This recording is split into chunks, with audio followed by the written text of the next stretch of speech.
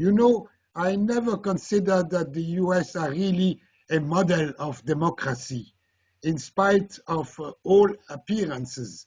Indeed, in appearances, you have freedom to speech, you have freedom to organize, you have freedom to organize parties, you have all sorts of freedom. But de facto, in fact, the control of the society by monopoly capital, by strong, basic, fundamental financial monopoly capital is total, more than in any other country, more than it is in, for instance, Western Europe.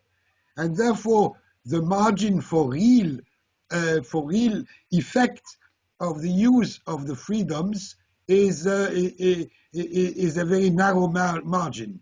Yes, you have the right to speak in the US, but your speak will not be transferred to the people. They will never hear you. So if you are out of the politically acceptable, politically correct, if you are out of the politically correct, you have no means to address the people.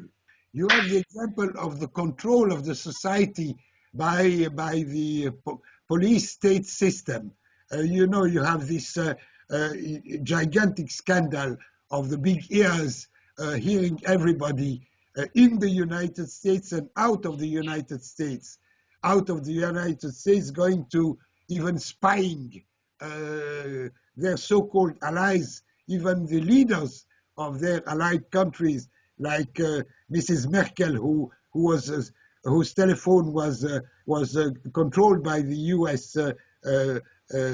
CIA and police system, and everybody. And all that in the name of so-called war on terrorism.